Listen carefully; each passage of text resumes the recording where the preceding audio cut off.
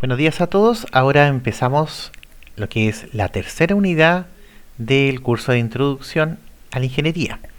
Entonces, siempre el curso se va a tratar de problemas de planteo y problemas de planteo que siempre van a estar orientados al balance, o sea, a aplicar el concepto de conservación de la materia, pero en diferentes contextos, ¿cierto? Ya vimos la unidad anterior el tema de las mezclas y los flujos, que vamos a seguir viendo también, pero ahora vamos a introducir un tema que es de sumamente importante, no solo para este curso, sino que para todo el resto de su carrera, que son los gases ideales.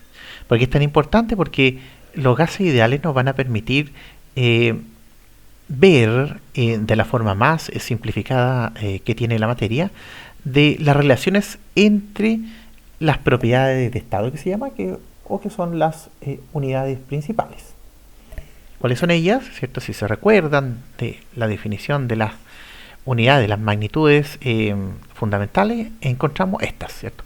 La presión, que era una unidad derivada, ¿cierto?, de una longitud y del tiempo, ¿cierto?, por la aceleración, y luego en un área, ¿cierto?, podríamos encontrar unidades de presión, que finalmente era la fuerza aplicada en un área. Y la fuerza, a su vez, era la masa por la aceleración. La temperatura, ya es otra variable, y el volumen, ¿cierto?, que sabemos que es una derivada de la longitud, y la cantidad de masa. Entonces, imagínense, de esto estamos hablando. Imagínense que tenemos varios globos, ¿cierto? Estos tienen diferentes gases, gas 1, ¿cierto?, el gas 2, el gas 3 y todos los diferentes tipos de gases que podríamos tener. Todos estos gases tienen una característica, que tienen una cierta presión, que se puede medir, ¿cierto?, dentro de ella. Tienen, lógicamente, una temperatura. Tienen un volumen, que sería el volumen del globo que está acá, y tienen dentro una cantidad de materia, ¿ya?, una masa que tienen acá adentro.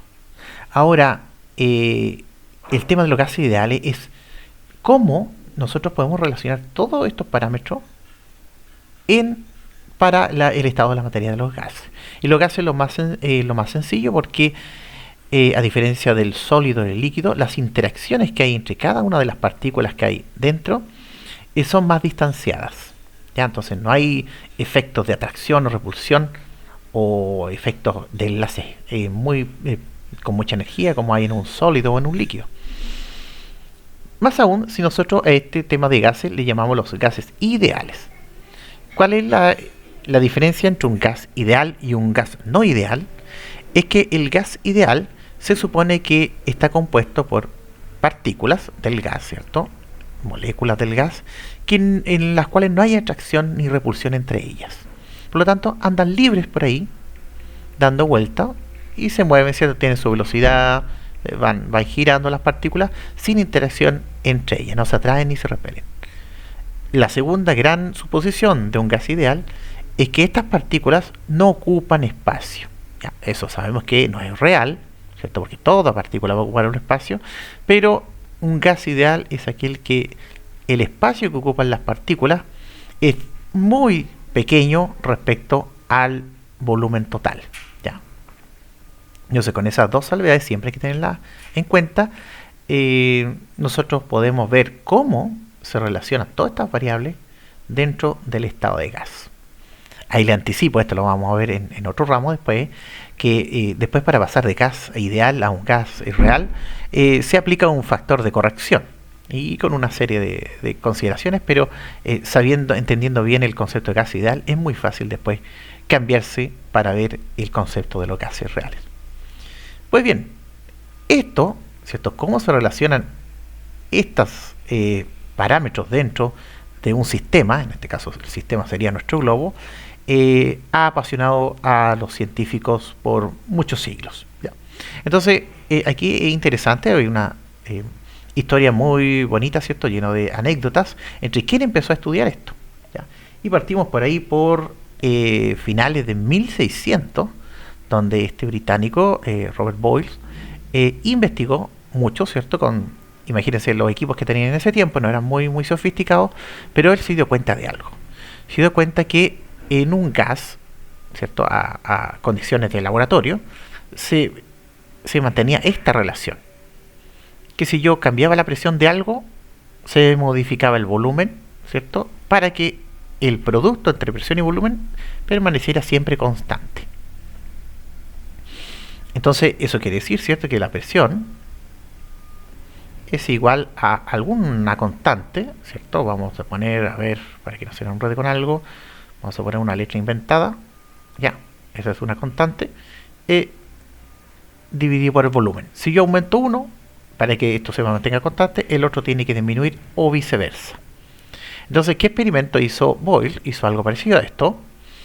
Puso un recipiente, que es este globito chiquitito, que tiene una cierta masa constante, mantuvo la temperatura constante de esto, y vio que si yo tapaba acá la salida y apretaba esto, se hace una fuerza hacia allá, este globito se me iba a contraer en el volumen. O sea, yo aumentando la presión del sistema, ¿cierto?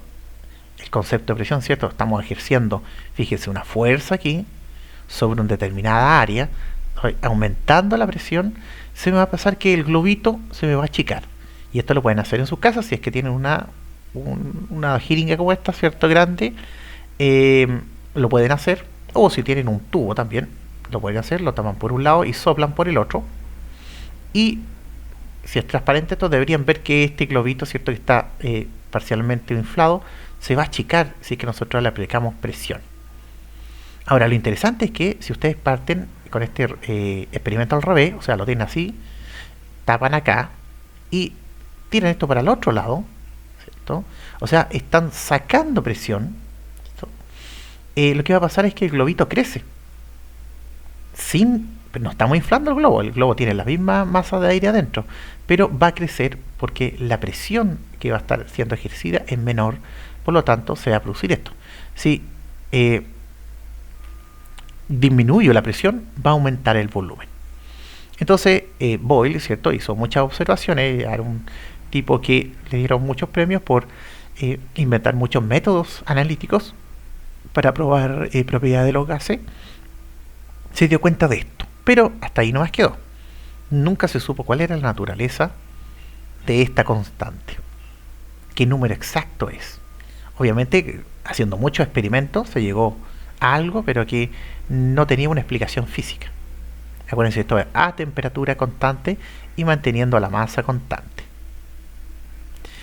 En esto de investigar los gases, más tarde, este francés Jacques Charles hizo otro descubrimiento experimental. Esto lo hizo harto después, ¿cierto? Ahí entradito en el 1700, a mitad del 1700, basado también en los experimentos de Boyle. Él se dio cuenta de algo, que había una relación entre el volumen de un gas y la temperatura de aquel gas, ¿ya? Esto manteniendo la presión constante y manteniendo la masa constante, ¿ya? Entonces se dio cuenta que esta relación era lineal, a diferencia de la anterior, ¿cierto? Que era una relación que no era lineal. Y aquí se dio cuenta que esto, si yo aumentaba el volumen de algo y mantenía la presión y la masa constante, tenía que aumentar la temperatura también para que esto se mantuviera constante. Entonces, esto es un experimento, ¿cierto? Que parecido al que hizo Charles, pero este lo pueden hacer ustedes en la casa. Imagínense que ustedes van a tomar una lata de aluminio, ¿cierto? Que puede ser de bebida, de cerveza, lo que haya, limpiecita, abierta, ¿cierto? Le van a meter un poco de agua aquí, ¿ya? No mucha agua, ¿cierto? Un poquito de agüita que esté adentro. Luego van a, en su cocina, esto es muy importante para que no tengan accidentes, usar un guante de cocina de protección térmica y van a poner en baño María a hervir un poco de agua, ¿cierto? La idea es que se genere aquí, ¿cierto? Un poco de vapor de agua. O sea, vamos a llenar esto de vapor de agua, pero siempre manteniendo esto abierto. Entonces vamos a calentar esto. Por otro lado, ustedes tengan un recipiente con agua, de la llave y con hielo. Echen todo el hielo que tienen en el refrigerador. Obviamente no olviden de devolver el agua a las cubetas para que no se queden sin hielo. Y acto seguido, ¿cierto? Van a tener que tenerlo al ladito, esa cubeta con hielos y agua. Con el guante de cocina para no quemarse, porque ese tarro va a estar muy caliente. Lo que van a hacer es poner ese tarro dado vuelta en su recipiente con agua y hielo. Aquí se ve puro hielo, pero debería tener agua esto. Cosa que la apertura del tarro quede sumergida en el agua helada. ¿Qué va a pasar? ¿Qué estamos haciendo aquí? Estamos bajando la temperatura drásticamente, ¿cierto? Si teníamos ya un poquito de vapor en el tarro originalmente, estábamos en los 100 grados Celsius, cercano a los 100 grados Celsius, y cuando lo ponemos abruptamente, usando el guante, no quiero que nadie se queme y me echen la culpa después, lo pusimos acá y que esto está a 0 grados. Entonces, un cambio más o menos grande de temperatura. Entonces, ¿qué va a pasar con el tarro? Si cambia abruptamente la temperatura, ¿cierto? Bajamos la temperatura abruptamente, según la ley de Charles, el volumen debería bajar abruptamente. ¿Y cómo puede bajar el volumen del tarro? ¿Cómo pueden bajar el volumen del tarro? El volumen se achica, ¿cierto? Se convierte en un tarrito chiquitito. O lo que puede pasar, y esto ojalá que lo demuestren, y si alguien lo puede demostrar y mostrar un video de cómo lo hizo, lo puede subir aquí en el aula virtual. Esto lo que esperemos es que esto cambie su volumen, ¿cierto? Y reduzca su volumen abruptamente, tan abrupto como el cambio de temperatura que le vamos a hacer, ¿ya? Entonces ahí tienen una tarea para demostrar que existe esto entre un gas. ¿Qué gas tenemos adentro? Tenemos aire, ¿cierto? ¿A qué presión estaba al inicio? Estaba a presión atmosférica. ¿Por qué? Porque es un tarro abierto, ¿cierto? Entonces se siente la misma presión que sentimos todos. ¿Qué presión va a tener después? La misma, porque el tarro sigue abierto, ¿cierto? Si bien está sumergido en el agua, ese agua está bajo la presión atmosférica también, ¿ya? Entonces a presión constante. La masa, suponemos que la masa también es constante porque inicialmente teníamos una masa de vapor acá adentro, como una mezcla de aire y vapor. Sí, antes dije solo aire, no, teníamos vapor porque teníamos agua, ¿cierto? Que vaporizamos. Entonces se supone que cuando damos vuelta al tarro, lo ponemos en el agua, la masa prácticamente es la misma, ¿cierto? Queda todo el vapor contenido acá y todo el aire que tenía. Por lo tanto, lo que estamos variando es la temperatura. ¿Ya? Eso, como les decía yo, fue como en la mitad del 1700 y siguieron los experimentos porque también él llegó a que esto era constante, lo demostró con muchos experimentos y llegó al valor de las constantes que dependía de, ¿cierto?, las temperaturas, que se hiciera esto y diferentes condiciones. Pero también no había una explicación para esta constante. Luego llegó este caballero un tiempo después, ya entradito en el 1800, Gay-Lussac, también francés él, y también investigando los gases. Se dio cuenta él, algo similar al otro, que había una relación entre la presión y la temperatura. También era muy parecido al caso anterior. Si el volumen era constante, yo podría, ¿cierto?, al aumentar la presión, aumenta la temperatura. O al revés, si bajo la temperatura, baja la presión. Una relación lineal, ¿ya? ¿Cómo podemos hacer esto? Y esto también lo pueden hacer ustedes en su casa. Le pueden pedir ayuda, ¿cierto?, si tienen hermanos menores, que le ayuden a hacer este experimento. Y es muy sencillo. Vamos a tener un vaso de vidrio, tiene que ser de vidrio, no puede ser de plástico, si no se le va a derretir, en el cual van a calentar el aire que hay adentro con una velita. Van, ¿cierto?, sin tapar esto, van a tener esta llama que va a estar calentando este aire. Obviamente este aire se va a mezclar de los productos de la combustión de la llama, ¿cierto? Aquí tenemos dióxido de carbono y vapor de agua. Agua también vamos a tener acá. Y cuando esto va a estar, ¿cierto?, esta vela en un vaso de agua. Si nosotros tapamos esto, imagínense, el segundo paso sería tapar la vela con el vaso, que el vaso llegue hasta el fondo. En un poco tiempo se va a apagar la llama porque le va a faltar oxígeno para la combustión. Ya, la combustión, ustedes saben que necesita de oxígeno para ocurrir. Pero lo que va a pasar es que con el tiempo, un breve tiempo, este aire que estaba calientito adentro se va a enfriar. ¿Ya? Entonces vamos a producir un- una reducción en la temperatura. Entonces, ¿qué nos esperamos?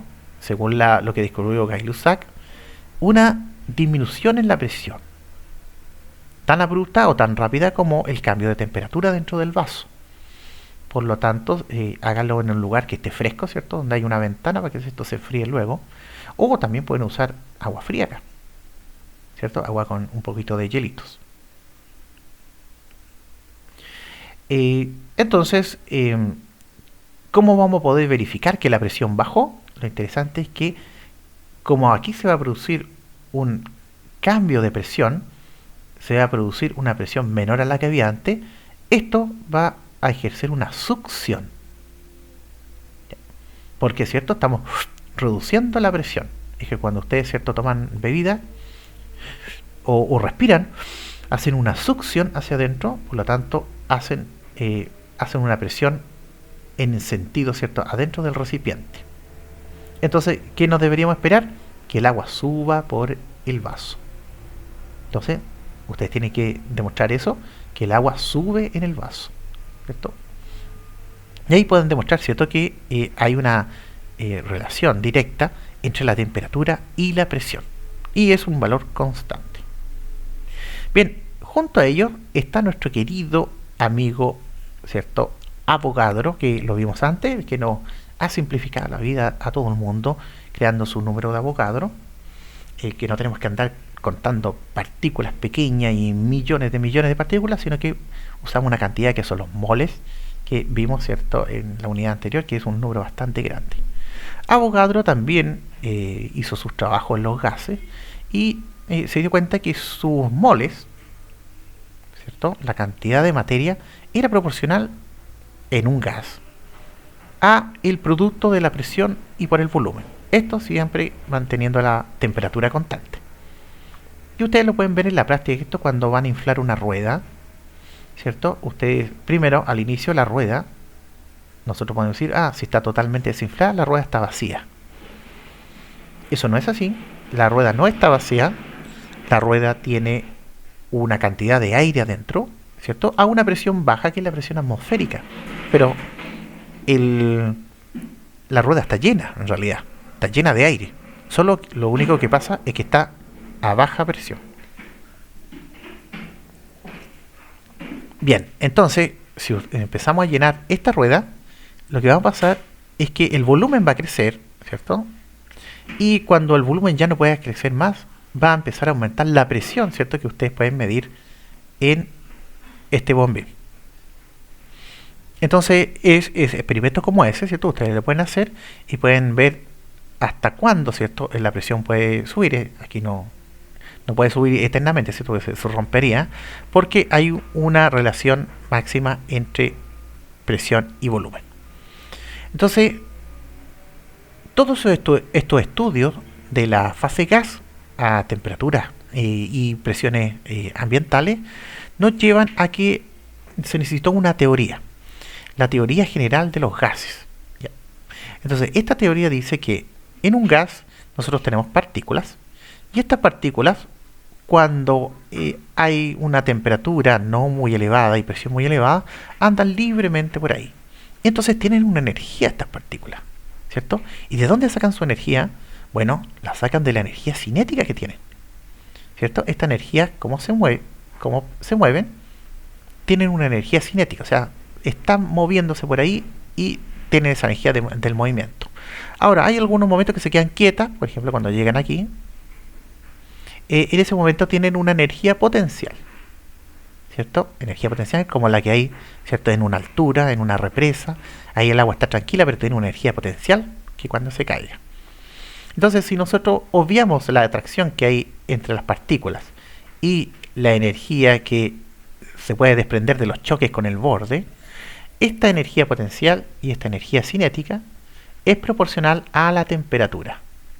Entonces, ojo aquí, este resultado no es muy banal, es bastante importante porque nos da la explicación de qué cosa es la temperatura. ¿Ya? La temperatura no es otra cosa que un indicador del nivel de energía que tienen estas partículas. Ahora, si la temperatura es un indicador de energía, me falta una constante, ¿cierto? Que está acá, para cuantificar cuánta energía es el valor de la energía en calorías, en joule, en todo lo que sea.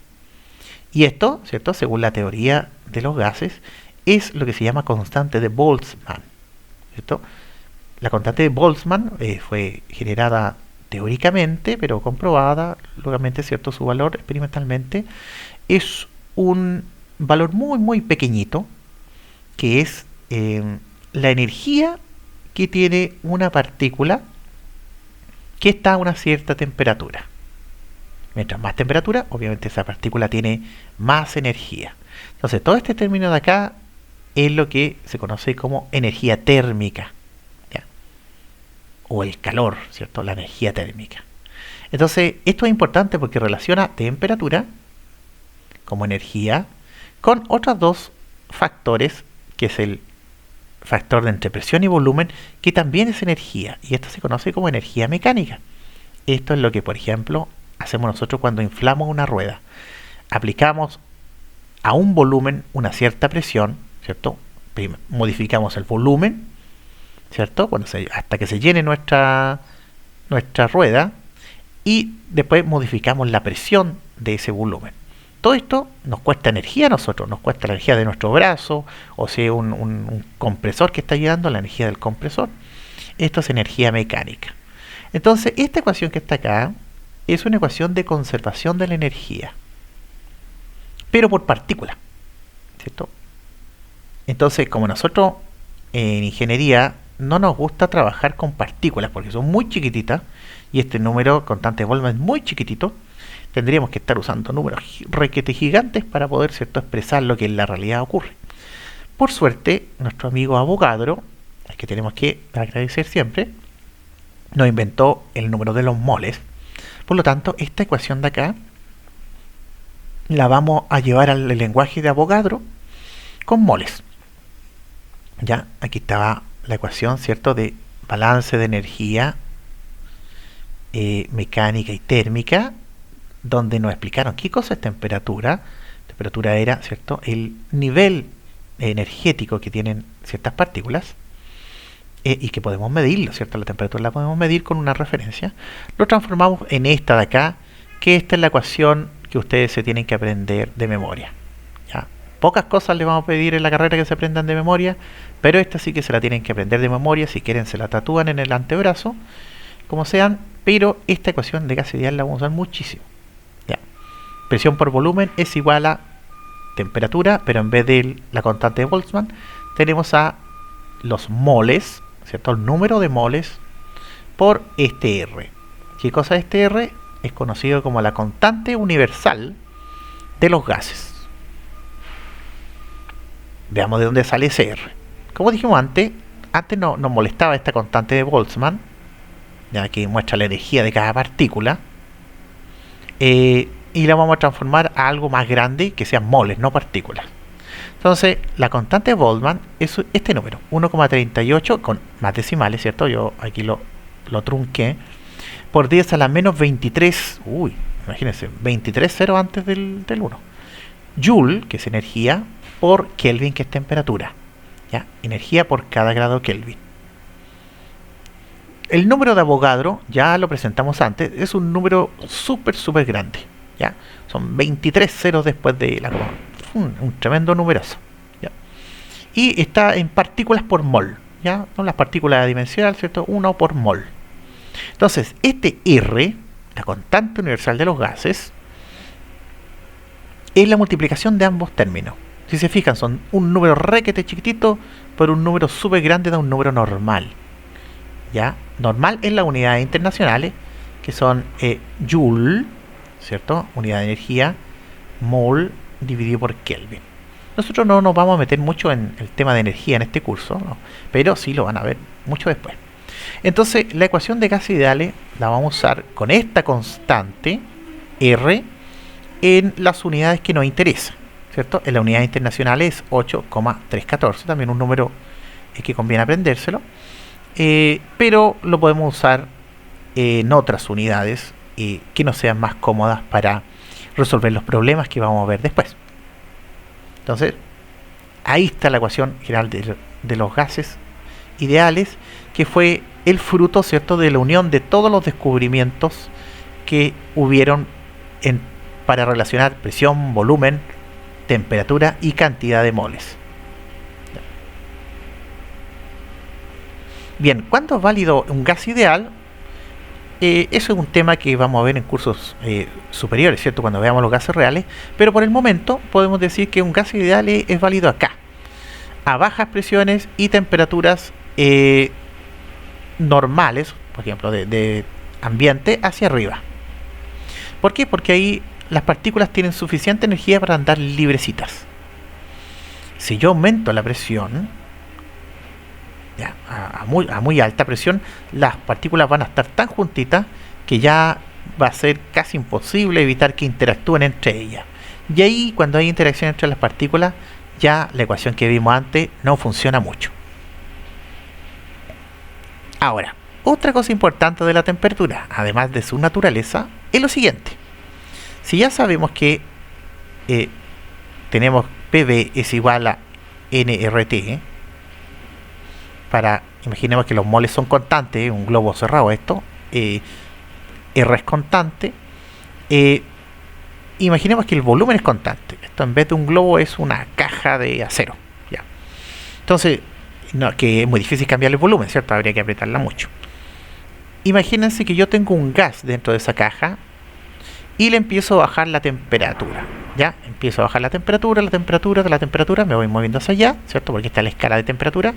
¿Qué va a pasar? Si tengo esto fijo y esto fijo, la presión dentro de esa caja de acero se me va a ir disminuyendo, ¿cierto? Cada vez va a haber una presión menor. Y eso se puede hacer experimentalmente, vamos bajando la temperatura, bajando, y después, ¿cierto?, pueden pasar muchas cosas, ¿cierto?, como que condensa el gas, como en el tubo de gas licuado que tenemos en la casa. Pero imaginemos teóricamente que nosotros podemos seguir enfriando eternamente. Va a llegar un momento que vamos a llegar a la presión cero. Que sea presión cero quiere decir que algo prácticamente no existe, ya que no ejerce presión. Por lo tanto, presión absoluta negativa de ese gas no podría haber. Por lo tanto, eso quiere decir algo, un resultado muy importante, que existe un límite en la temperatura. La temperatura no es una línea continua como los números que pueden ir de menos infinito a más infinito. No, la temperatura tiene un límite. Llega a un cero, el cero absoluto. Ese cero absoluto, si le vemos la escala de Celsius, coincide en este numerito, que es menos 273.15 grados Celsius.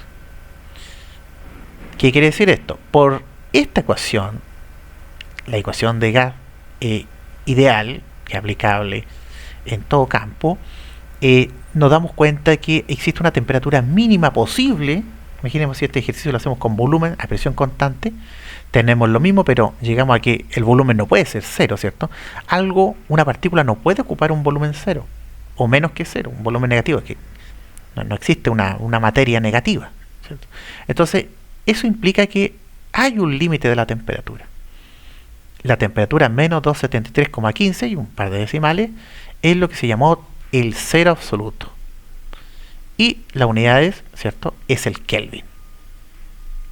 El cero en unidades. Entonces, 0 Kelvin significa la temperatura más baja que en la realidad se puede llegar. Si ustedes leen en alguna parte o en algún programa les dicen que en alguna parte registraron temperaturas menores a 0 Kelvin, eso es totalmente falso. ¿Ya? No se puede tener temperaturas menores de 0 Kelvin.